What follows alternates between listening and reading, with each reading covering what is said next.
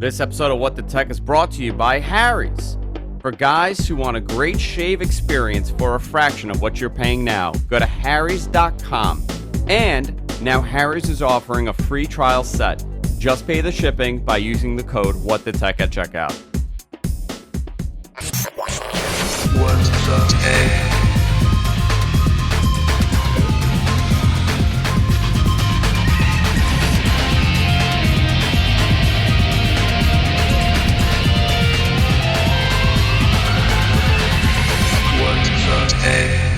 Everybody, welcome to What the Tech. I'm Angel Zarian. Of course, I'm joined by the one, the only, the man behind Thurrott.com, Mr. Paul Thurrott. How you doing, Paul? Pretty good. We were discussing our Skype woes right before the show.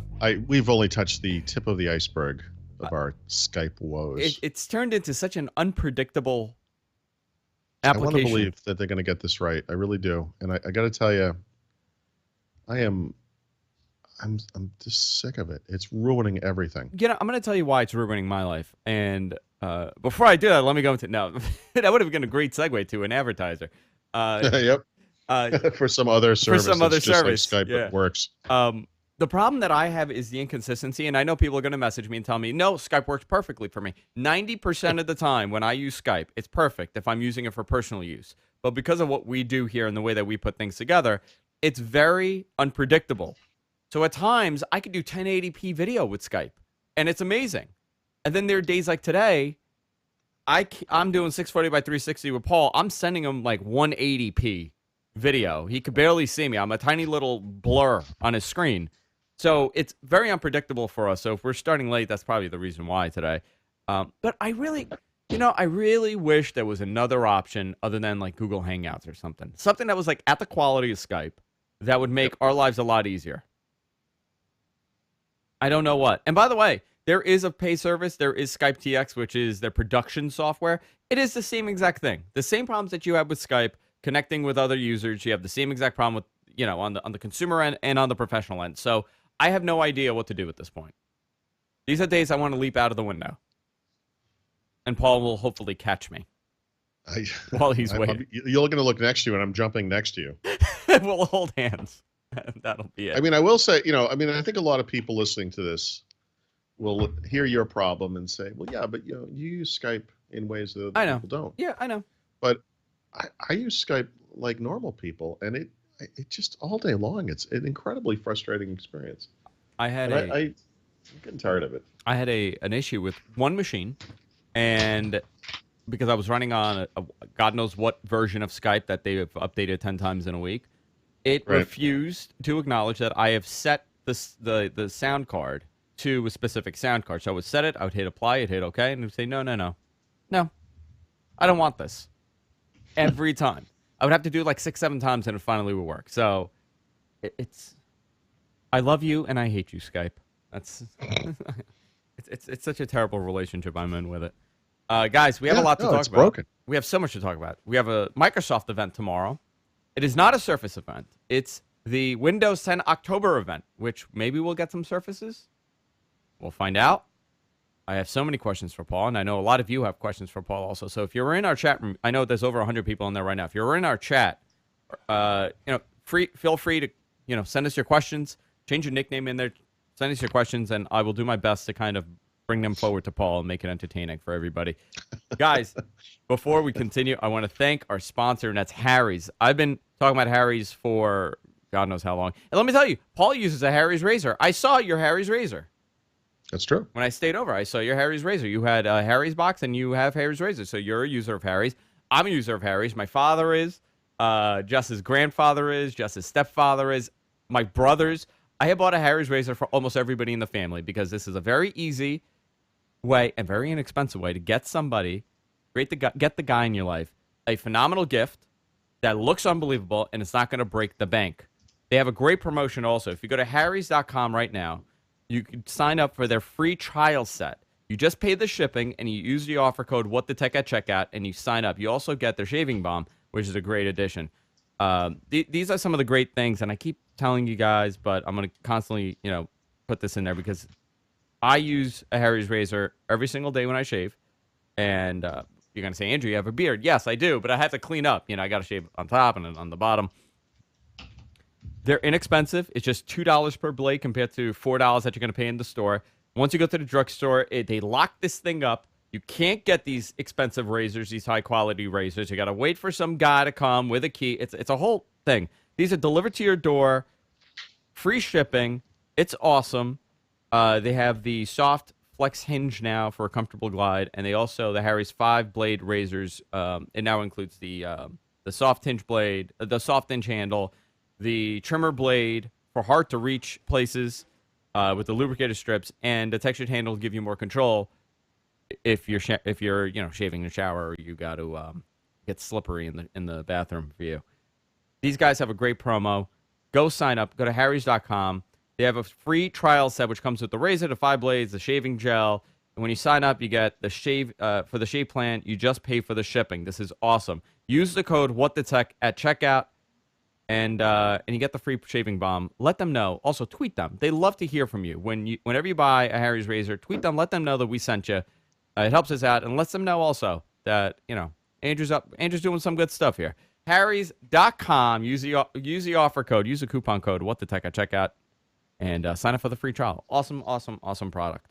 I love doing their live reads because I actually use their product and I actually really like it, and it makes my life easier when you actually believe in the product that you're kind of selling. It's rare for us. It's really rare for me to do an ad if I've never used the product. I think it's probably happened once, and I said I'd never do it again. This a couple of years ago. So this is why we stick with Harry's. So Paul, yes, sir. Thurrott.com. You have been very busy on there. A lot of posts, which I want to get to, but I do want to talk to you about tomorrow's event. Harry's. I want to talk to you about Harry's. Let's do it again. All right. Library. I want to talk to you about this event because a lot of rumors, a lot of speculation. It is not a Surface event. Let's just say that. Nope. It is the Windows 10 event, but there are Surface devices that will possibly be announced. Yeah. Yes. Okay. Yeah. And that's just a rumor, although I think it's been confirmed by enough sources that, right. I mean, I've heard that there's going to be Surface hardware. I've heard explicitly not Surface Pro 5, not Surface Book 2, not Surface Phone. It's not, okay, it's not a Surface Phone. It's not, what else was it? It's not a Surface Phone. Not a Surface Book 2. Not a Surface Book 2. Not a Surface Pro 5. Not a Surface Pro 5. So it's a new device. Right. And there's been a lot of news and rumors and little leaks and tips and stuff from all over the web, that this is probably going to be a Surface all-in-one. Which you have on Thurrott.com right now. I mean, right. The patent. The patent, yeah. There's been some good patent work. I guess there are these patent and trademark experts who, traverse the internet looking for secret, applications and stuff. And so, which it's actually great to see it on the Microsoft side, Paul, because 99% of the time it's some stupid Apple thing. By the way, I don't mean Apple stupid. You know what I mean? It's like Apple's new way of connecting, a hidden like hinge inside of their, screen, something like that. That's a lot of the patent. But this is actually showing you what this device will probably look like. Well, it's a patent, or that's I don't know if it's a trademark or patent application, but it's a depiction of the things that are trademarkable or patentable about that device, right? So it could look a little different from that, but it's not hard to think about what might a Surface all-in-one be like, and kind of come to something that looks a lot like that, So it's a believable possibility. It's an interesting market for them to get into because the Surface Pro 4 is a phenomenal device, right? But and the excuse that a lot of people have is, well, I kind of want a keyboard. Well, you have it with the Surface Book. And I was very excited for a possible Surface Book 2 because even though the Surface Book is a great device, it has its flaws, which we've discussed many times, and it has its issues. And it's running Skylake, which, has had a problem in the past. Yep. I'm surprised that we're not getting some sort of refresh for at least those two devices. Forget about the Surface Phone, because I don't think that's happening, at least now. Yeah. But so, maybe they feel that it's not necessary. Sorry, go ahead. No, maybe they feel that it's not necessary because of the success that they've had with the Surface 4 and the Surface Book. Maybe. The success is kind of a double-edged sword here, right?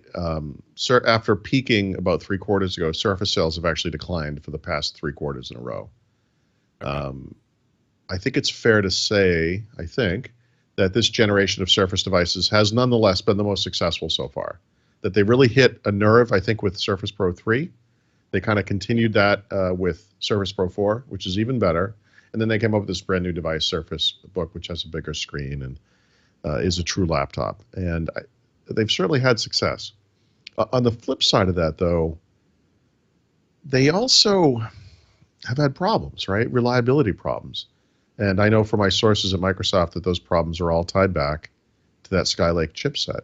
And so when you think out to the time frame, out in the future, where they might release a Surface Pro 5 or a Surface Book 2, and how far away is that? It's, November, December, January, February, March, 5, 6 months at most. Is this the right time to release a new, a revision of the current device? Normally, I would say no. But because of the unreliability of the Skylake chipset that's in the current devices, I'm actually thinking they should do it. I totally agree with you. Yeah, I wish they would, So have other manufacturers gone to Kaby Lake yet? Are they using Oh, Kaby yeah. Lake? Yeah. They are. In Okay, fact, yes. So this had to have happened within like the last month or so, right? Kaby Lake is brand new. So yeah, the devices that are coming out with this chipset are just happening right now. Okay. There's no reason Microsoft couldn't do it. I will say, because it's funny how you can always kind of offer like a balanced kind of retort to any claim around this stuff. Microsoft's problems with Skylake were caused by being first. Well, weren't caused by, but were made worse by the fact that they were first out the door with a Skylake device, right? So they wanted to be first last time. It's also fair to say that they were probably they were literally bit so bad by that event that maybe they don't want to be among the first this time. Yeah. And that kind of speaks against doing a Kaby Lake update at this point. So, I go back and forth, but I wish they would, I wish they'd do it. It kind of ties into Apple, right? People have said, well, why haven't they updated their MacBook line? Why have we not gotten a Skylake chipset? Well, maybe this is why. This is quite possible. I think Apple skipped over Skylake on their Air and Pro devices, meaning on their non-M class devices, like Core M devices, for good reason. Yep. Yeah. I think they were very smart to do that. So is there any information regarding the Surface Studio as far as components go, what we're looking at? I mean, I could imagine, we could all imagine what this thing is going to be like, but Yep.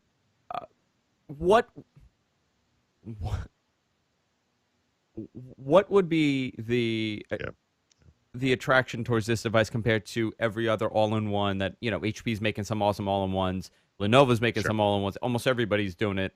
Yep. What's special about it? Because obviously the Surface devices are special. It's a reference device for manufacturers to see and say, you know what? This is a great device. This is what the market should be making. Yep. What can they do So with an all-in-one? what should the market be making? Regarding all-in-ones, yeah.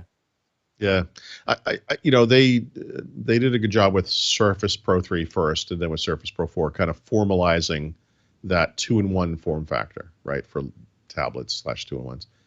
And now we see a lot of devices that are frankly just stealing the design. I think with the implicit consent or even explicit consent of Microsoft.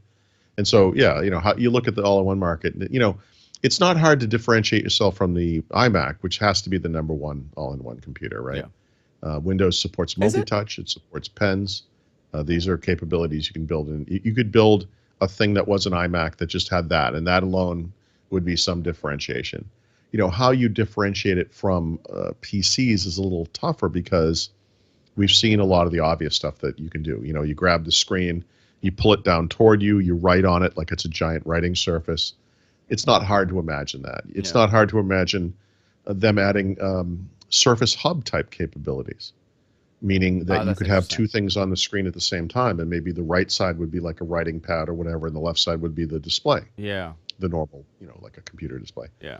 But I think that's one way. I think we've seen, I think it was The Verge that had two of the trends we expect to see at this show, and I believe it was based on some tweets from people from Microsoft, and they talked about two things, which was creativity and 3D. And that sort of makes me wonder if they're not going to aim this device at the same market that, say, HP went after with the Sprout, which is kind of a weird, quirky. It looked like an overhead projector kind of device. It's like a PC where you could like scan 3D objects in. Yeah. You know, we know that the Paint 3D app recently leaked. We know that Microsoft has had a 3D Builder app in Windows 10 since the beginning, which is designed for 3D printers. Are you talking about Tom Warren's article, by the way, on The Verge? Yes. Okay. So maybe what we're looking at is Microsoft approaching 3D from the opposite angle. In other words, today in Windows 10, we have the capability to print out 3D objects using a 3D printer. Maybe this will be a way we can acquire 3D objects, edit them in an application, and then complete the workflow by printing it on a 3D printer. So, for example, yeah, you could say I have a part for a car, and the car maker or whatever doesn't make this part anymore, but I could machine it by scanning in the broken version, fixing it in software, and then printing it on the other side. Yeah, so I mean, this is something we've kind of touched on, and I always enjoy the discussion with you about this, about how this is really the future of part replacement, where, you know, Amazon will have the schematics for whatever part you need, and you buy it online and you print it at home. You know, that really is the future of how that's going to be the future of the human race too, because you're going to store your DNA somewhere and print out bones that you break, or it's amazing, hearts that have been, you know, it's amazing. I mean, compromised that in some way. I was watching a TED conference, and this is kind of getting off it, but I'll get back to it. I was watching a TED conference, and they said, what was the greatest invention of the 20th century? And the answer, which was surprising, most people would say the computer, or they would say the internet. They said the washing machine. Because the washing machine, there was a direct correlation between the washing machine and advancements in communities and societies. So they take, because you're saving so much time essentially, and you're able to do more with yourself. So I thought it was an interesting thing. Do I think it's the washing machine? I don't know. I mean, it was interesting to hear them say that the washing machine has taken, you know, emerging markets and third world countries and brought them to the forefront because of so much time.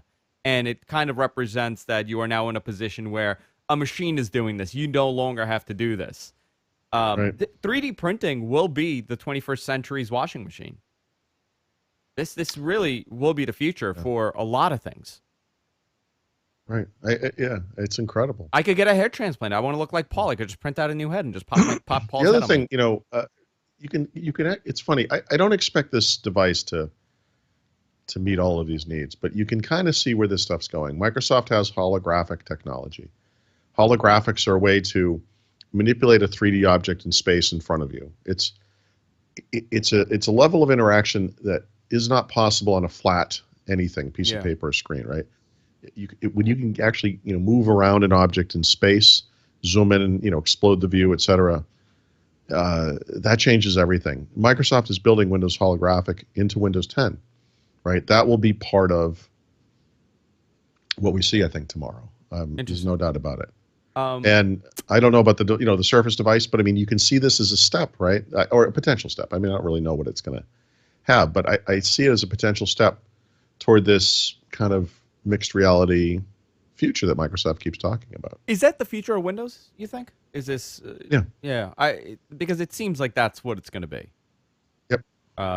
So HoloLens and Xbox also possible. What would they announce for Xbox tomorrow if they got to that?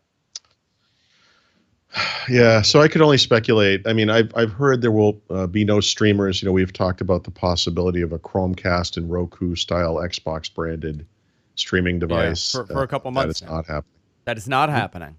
Not happening. So because this was going to happen. Well, yeah, this is something a source of Brad's told him is going to happen. Yeah, Which and so Brad is a legitimate. When it didn't happen. Yeah, it wasn't announced over the summer. If it's not announced now, it's not happening this fall, right? We've missed the holiday season. So I've heard that's not happening.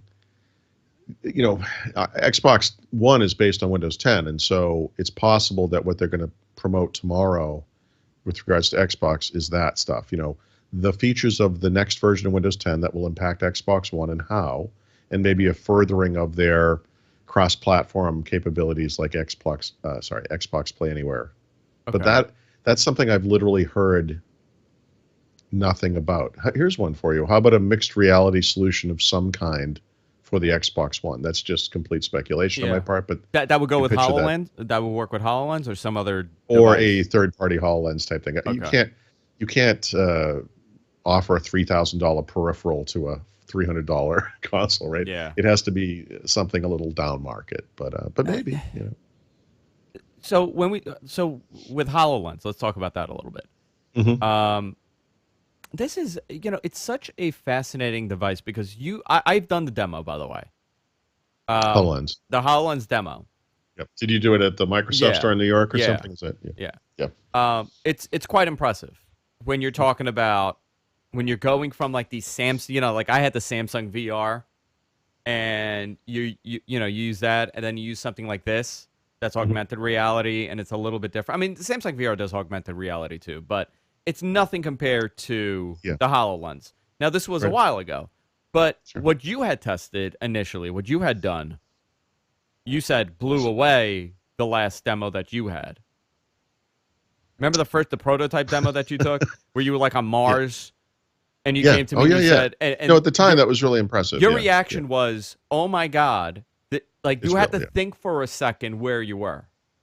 Yep. That is not what. It's hard to remember that because Yeah. since then I have soured a bit on HoloLens because of the field of view issues. But yes, it's fair to say the first time I tried it, where there was a perception of a better field of view, by the way, because it was a prototype. Yeah. Yeah, it was really impressive. I mean, especially the Mars one is a great example. I mean, I'm not going to the planet Mars in my lifetime. That's never going to happen. But I kind of feel like I did it.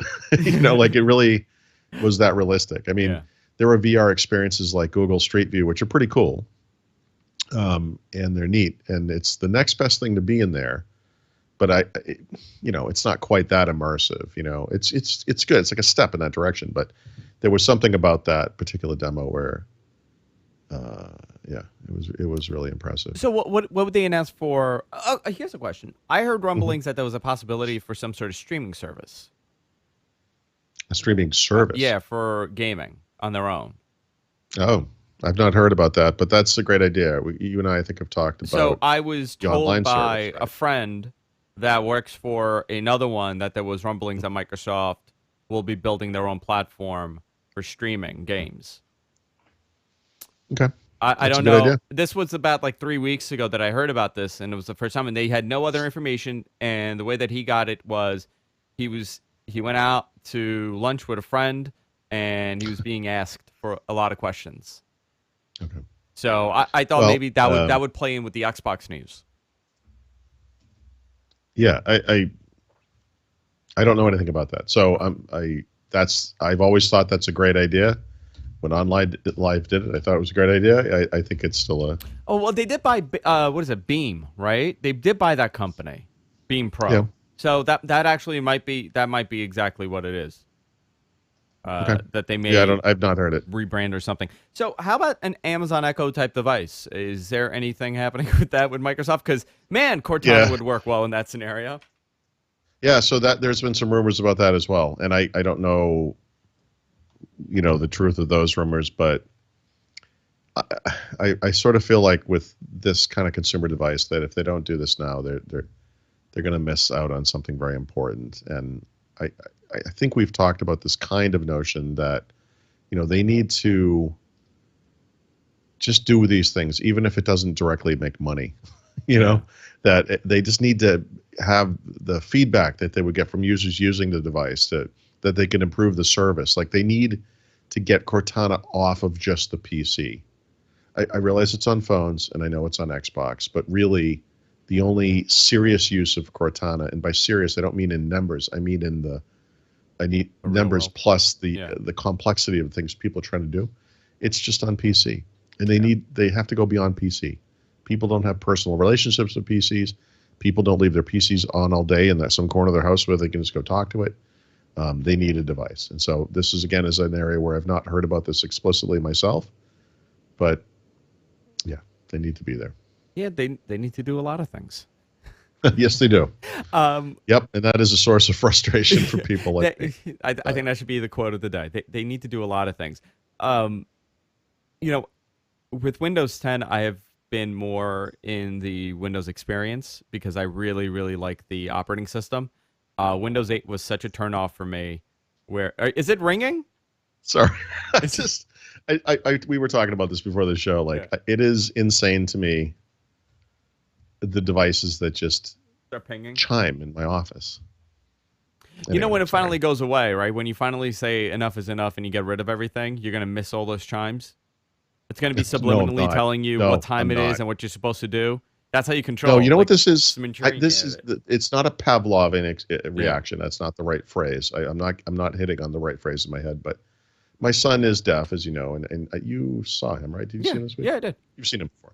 So he has cochlear implants, and they kind of look like hearing aids or whatever.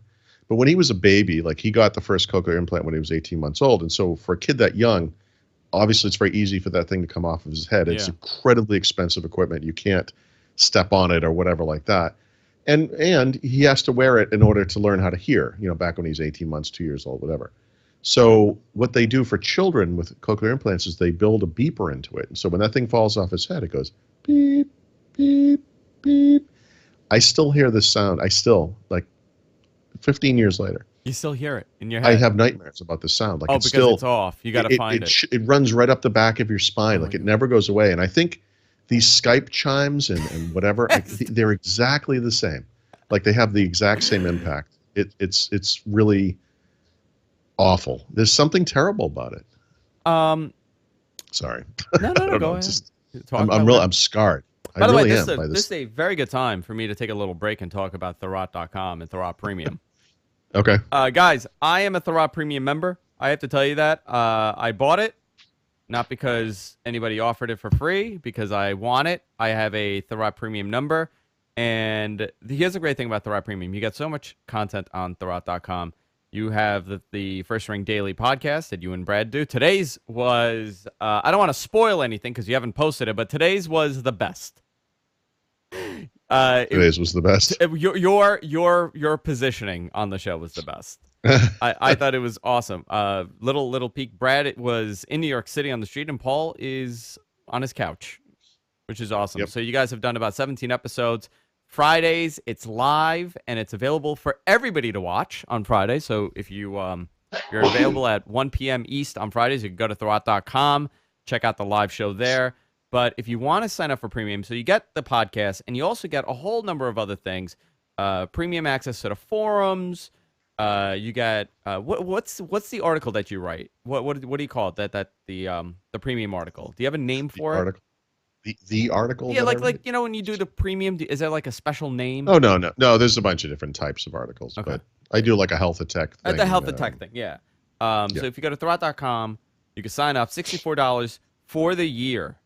$64, and it's well worth every penny. I'm a big fan of the content. I'm a big fan of the experience, and there's some really, really great people on there. Thurrott.com, go sign up. Go sign up for the premium package.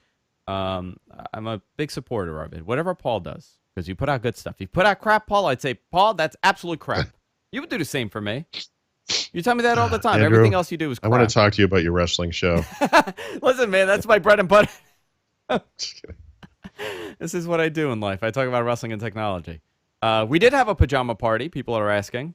We did not record. That is not a premium. That is not for Thurrott Premium. That's for our private enjoyment. That is our private enjoyment only. We enjoyed wine, and I ate an ungodly amount of sushi. So we'll talk about that on the post show.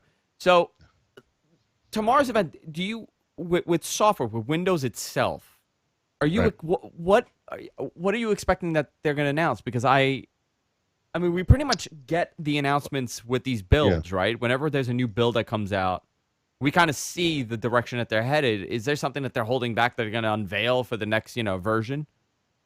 Well, if there is, I don't know about it. Yeah. Right? So, I mean, there could be. Absolutely. We know some of the stuff, right? I mean, in fact, I've already published what I call the Complete Guide to Windows 10 version 1703, which is the current name of this product. and I'll keep this thing up to date as we learn more and as things change. Some of the stuff I have in there now, I'm probably going to have to take out because some of it is app features that, frankly, are going to be heading to existing Windows 10 users, so they're not technically a feature of this version, and so that's something that will change over time. So that's a good example of how it's constantly updating and evolving, right? Yeah. Some of these features are platform features, and so they will come in this next version of Windows 10. Some of them are app features; those will probably come to those apps ahead of time, and so we'll get to that. Like I can already, just looking at this now, I see, for example, the camera app that update has already gone out to the regular users today, so there's no need to wait for the thing. The marquee feature, if you kind of think back to the anniversary update and to what was the big feature with that release, it had to have been Windows Ink and the Windows Ink workspace and new Windows Ink apps.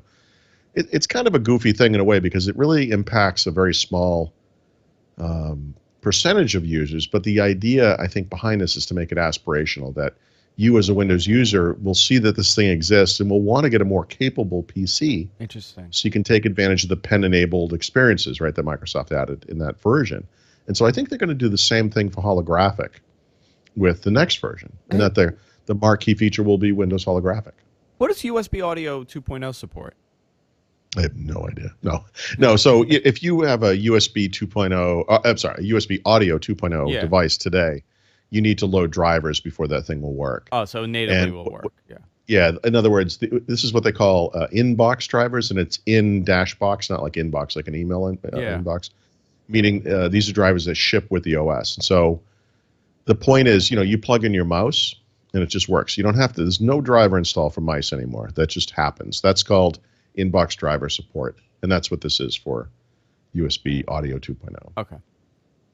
Very, very cool. Okay, so is there anything we missed out from the Surface stuff and the Apple and the Apple Nest? Well, that's kind of going into what I want to talk about next. But is there anything? The only thing I'll just add quickly to that is the name Surface Studio has leaked.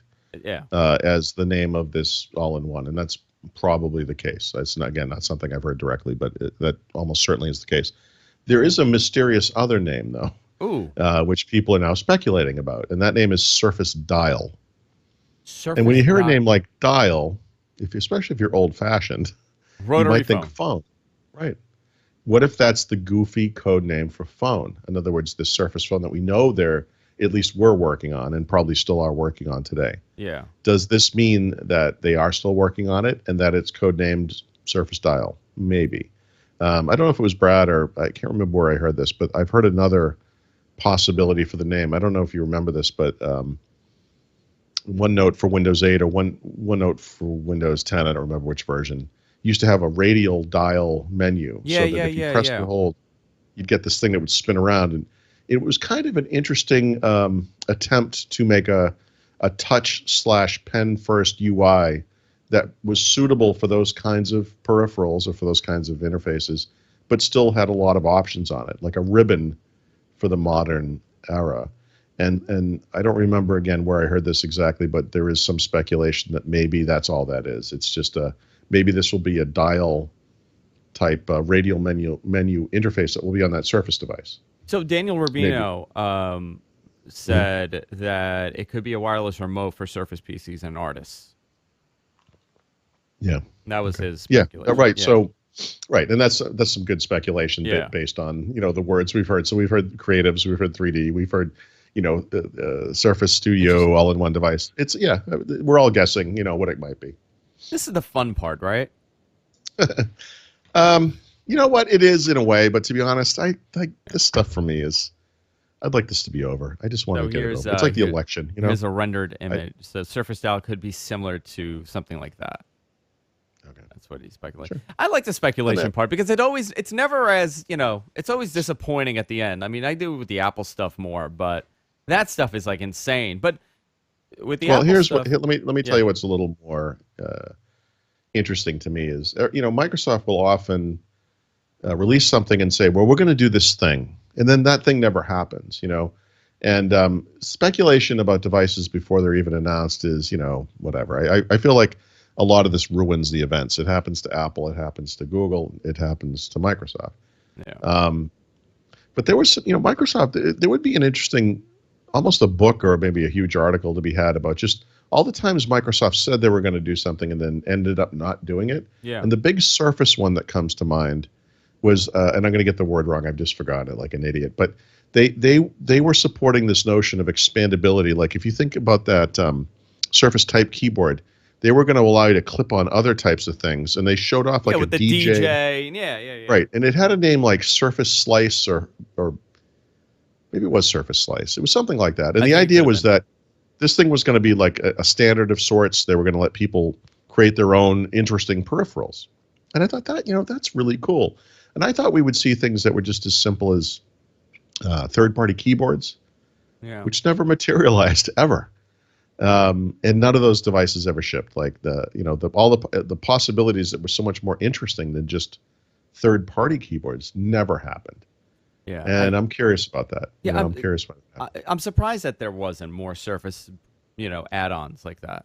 I honestly thought that they would have all these different keyboards. So I mean, and think about it, it's the simplest thing, right? If you hate the Surface keyboard, right? Like, and most people, that was initially with the Surface, that was the problem. Why couldn't they make something that was higher quality and it was called the Blade, not the Slice, the Blade. That's what it was. Yeah, thank you, chat room. Yeah, why couldn't they have all these different accessories that just clip on it? It's magnetic. Here's one. Why has no one, Logitech, whoever, created a third-party keyboard for Surface? Like, there isn't one, I don't believe, out in the market. There has to be a reason why. How awesome would it be to buy a ThinkPad keyboard with a nubbin and use that instead of the Microsoft thing, if that's what you preferred, right? I just don't understand how this didn't happen. Like, I would put up with a little bit of extra weight and thickness to have a better keyboard. You know where the argument will be? The argument will be you could buy a Lenovo keyboard. You could just connect it via Bluetooth and just call it, and just have the Surface sit. But it doesn't clip on. It doesn't have the same elegant, experience. Right? Yeah, you could. Of course, you could. Yeah, it's an interesting thing that nobody has ever made it. I'm curious about that. By the way, Apple's expected to report the first decline in full year-on-year revenue in 15 years. Yeah, well, yeah, and people, people who hate Apple and people who are Microsoft fans are going to jump all over that. But the truth is, this company has crested so high. The growth opportunities are kind of few and far between, and they're still 5 times as big as Microsoft. I know they're gigantic. It's like, or 4 times maybe. Well, maybe it's because they haven't really put out too much hardware. I mean, that really has something to do with it. Do you want to start talking about this Apple event next week? Because that's what is the event? Is it a refresh? It's not next week. It's this week. It's this week. When is it? It's the 27th, or the day after. The day after tomorrow. Day after tomorrow. Yeah. I thought. Wait a minute. This week or next week? No, it's this week. It's the day after the Microsoft event. Shit. Oh man, it is. Oh crap! That changes my entire life. That ruins so much for me today. It's this week. Yeah. Okay, so that thing is going to ruin my life because it's going to shift everything. Oh God. It's going to ruin a lot of people's lives. Do you know I'm so defeated after those events when we cover it? Like I cover it because it's actually great, and I actually like doing it when I'm doing it for most parts.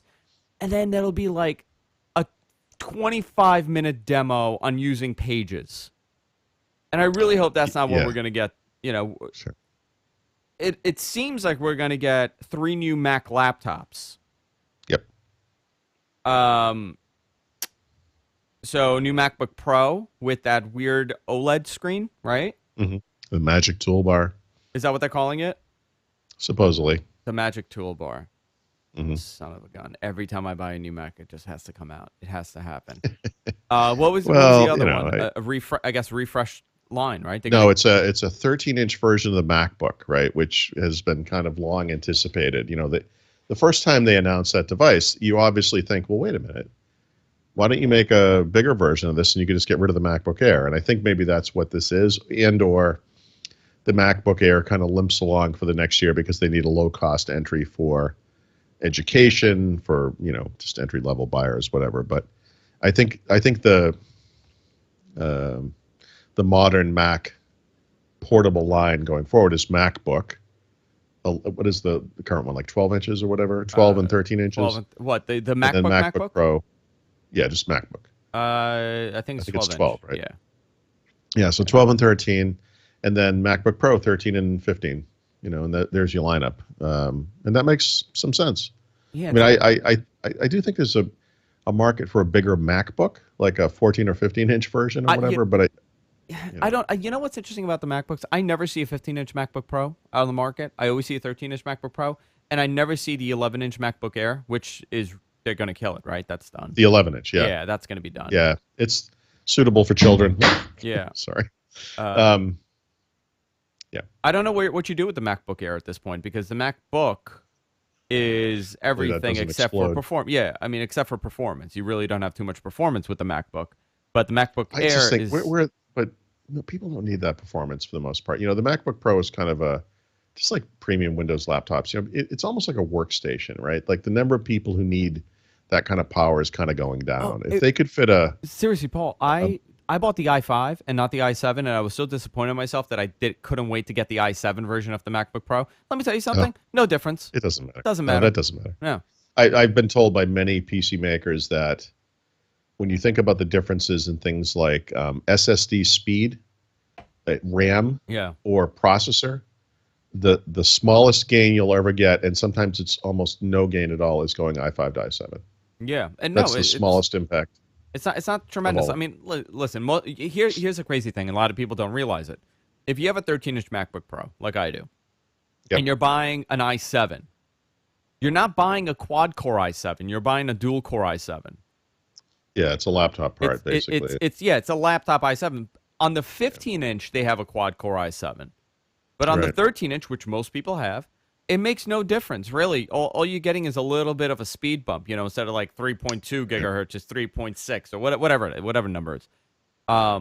It really doesn't I've always just matter. been a fan of the bigger screens and then like the skinny body. Yeah. So like Lenovo offers like 14-inch X1 carbons.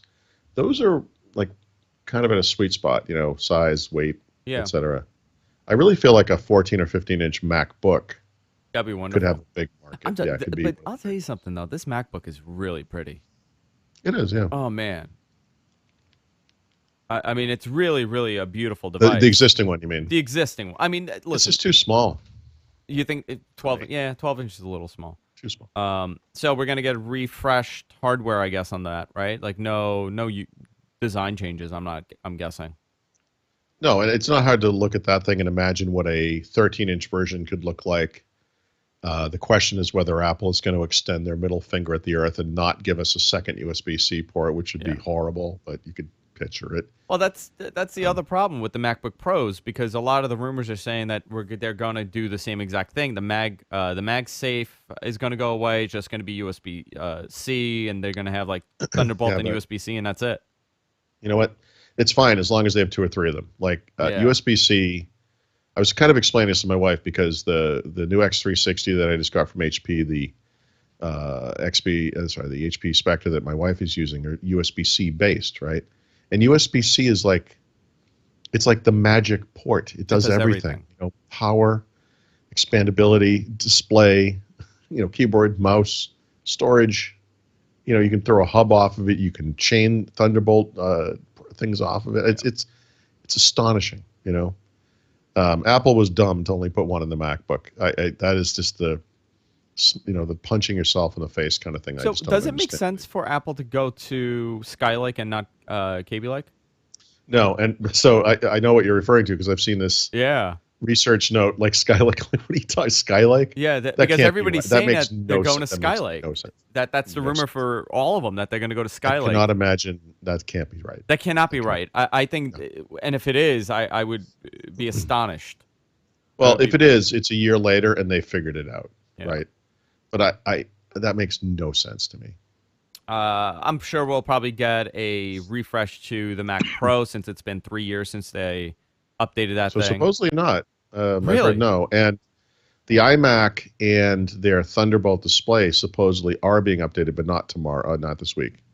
I think that stuff is happening in the spring. Because they killed the line, right, in June.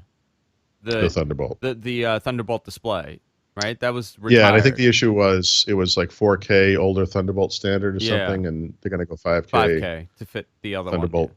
3 probably. Yeah. Mac Minis, anything with that? Mm-mm. Do you know when the last time we got a refresh? 2 years ago. 1997. 1997. It's been a while. But Years ago. by the way, it's really so. I was just thinking about this. In fact, I literally have an article. I always do this. I sort of half write something and never publish it. But I want to write something and have written partially something about kind of the magic of USB-C and how important this is and how huge it is. So you're big on the USB-C movement. It's so important. Microsoft needs to adopt it immediately for Surface and get rid of their stupid proprietary thing. Okay, so tell me why. I'm curious about this. Because it does everything. It's one dicky little port that does everything. It's so universally compatible with everything. It's just incredible. It's awesome. So do you But think about what? But No, I hold feel on. like when they do Hold on, that, it hold on. limits. Think about what it does for Apple. Think about this. If you ignore, don't ignore. Think back to the early to mid 1990s. Apple had a laptop line called the PowerBook Duo. And the point of the Duo was that there was a desktop dock, and you would slide the laptop into the dock, and this gave you this 2-in-1 experience. You connected it to a monitor, a keyboard, and a mouse, and it became a desktop computer. And then you would eject it, take it with you, and it was your laptop. Yeah. Since that time, Apple has never, through all of the PowerBooks that they made from the titanium version on, then they went to MacBook. They've never had a docking solution. And you can look up the incredibly hokey and ridiculous third-party solutions, which are these like docks that have all the port, like the male parts of the port, so they can jam it onto the side of the MacBook and replicate the ports out. Stupid. This thing, just by going to USB-C, this is not a problem anymore. They can make docks. Third parties can make, actually third-party docks already exist. You can get a pluggable USB-C dock right now for about $120. It adds USB ports. It adds all kinds of video out. It adds Ethernet. It adds everything you need. It's amazing. And you can do it, and it will power the device. Yeah. All through one single cable. This is the most elegant docking solution possible, and it's universally compatible with all USB-C devices. And Apple will literally go from 0 to full functionality just by adopting USB. I have a question. Brilliant. I have a question for you about this with USB-C as far as charging the devices, right? Let's say I have a Surface device, has USB-C for its charging. This is how we charge it. And I have a Mac, and it uses USB-C to charge. Does that mean this charger will be interchangeable and no longer proprietary? Yeah, it does. Yeah. It does. Now there are little asterisks. Yeah. Because some of them are going to be of higher wattage. Yeah, that's deliver more power, that kind of stuff. Yeah. You're going to run into that. In this transition period, there are little stumbles that are going to occur. HP, when they released the Spectre this year, the gold one, the gold and brown one or whatever colors those were, they were nervous about this. And so they built this thing so that you could only use the HP charger, even though basically any other charger would work. Which you're going to have to If they haven't already, they will probably issue a firmware upgrade that gets rid of that. Yeah, okay. That gets rid of it. They were just trying to protect people. Like, they wanted it to be a good experience for people. But the good experience for people is, it's like when you buy anything but an iPhone, like in the phone space, before there was USB-C. Yeah. Everyone's cable worked with everyone's phone. Like, if I went to New York and I brought a Windows phone 3-4 years ago, it's all USB, and I forgot my cable, I would be surrounded by people who had that cable. It was no problem. And so USB-C will do this again. Yeah. You know what? I'm going to tell you something, Paul. I have the opposite problem now. Nobody has USB. Nobody has USB. Everybody has an iPhone. Right. If I go into a bar or restaurant and I need to charge my phone, everybody's like, "Oh yeah, you have an iPhone, right?" So what you should do is sew a USB-C to Lightning adapter into your coat. Yeah. They'll be. Listen, it's a transition. There are going to be these things, but eventually we're all going to get there. I mean, Apple will probably stick with Lightning on the phone, but by going to USB-C across the board elsewhere, genius. It's perfect. Yeah. It's great. This thing replaces so much other stuff. Think about all the ports you had to have on a computer before, right? HDMI and mini display port, USB DVI, VGA, ports. yeah. Yep, all those ports. You don't need any of them. You can do everything through a single. It's beautiful. It's actually Now, I think for convenience sake, you should have two of them, yeah, right? You obviously. want to be able to plug in like power and to do other stuff off But the other also one. you have But to have it on different, different PCI buses, right? You need it on different yeah, USB buses, yeah, so you're not sure. sharing lanes with 5,000 devices, where you're not just using, one USB and 5,000 breakouts, a breakout into a breakout, just so you could, But print see, something. that's the thing. Like, if the USB-C port is Thunderbolt 3 compatible, it's not like using USB. You're Just like using straight it's USB. like 10 gig, yeah, it's like 10 gigs of throughput. Actually it's Yeah, up to 40 if I'm not mistaken. If it's everything possible. is, Yeah, yeah, it's incredible. This solves problems. This is a big deal. yeah. There was another little story here that I wanted to bring up, and I don't know if anybody else would be excited, but I would be very excited for this. But Okay, the rumblings are that within Apple, they have created the detailed mockups for iMessage on Android. really? Yeah. And this is Hmm. really interesting to me. That So first of all, that the fact that they're considering iMessage on Android. I have Two, a little. I don't know who benefits from this. I think Android users benefit more than anything else. Yeah. So this is. Yeah. Apple always walks a fine line when they do this kind of thing. They put Apple Music on Android, and he's like, okay, hopefully people have such a good experience with this one thing that they want to go iPhone next time. And I guess you Yeah. could make that argument with But it's also a pay service, right? iMessage. Apple Music, Hmm? you're paying for it. Yeah. So they're getting Right. So something. in Yeah. other words, right. So by putting this on Android, what you've done is the reverse. You have someone who probably wanted to buy an iPhone only because everyone they know has an iPhone and they have these advantages by using Yeah. iMessage. And now you've just made it available on their existing phone. And they're like, thank you. Now I don't have to switch. Yeah. So it's kind of an interesting gray area. I could picture them not doing this for that Yeah. reason. So I So don't this know. this is the quote. I've heard from Little Birdie that the mockup of iMessage for Android has been circulating within the company, with varying UI styles ranging from looking like iOS message app to pure material design. I don't know. Where do you read this? Mac Rumors, but it was on Android. It was on an Android site. It was on like Android Central when I read it. I think it goes Yeah, back but I to mean, Mac who Rumors. who is the source of this? I'm trying to find that. Paul, you know how difficult that is.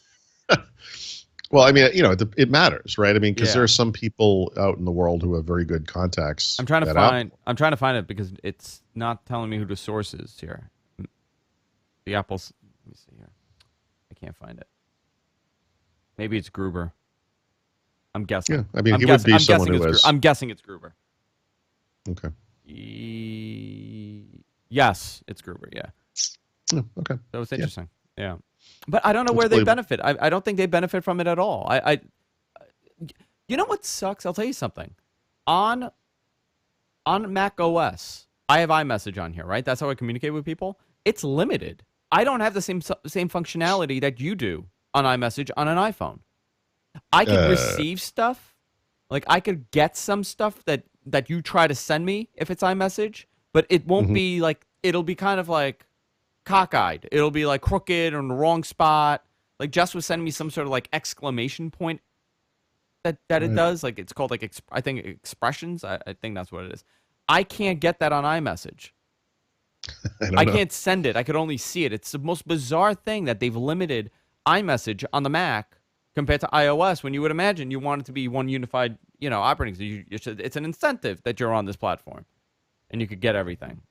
I thought it was weird. That was really weird.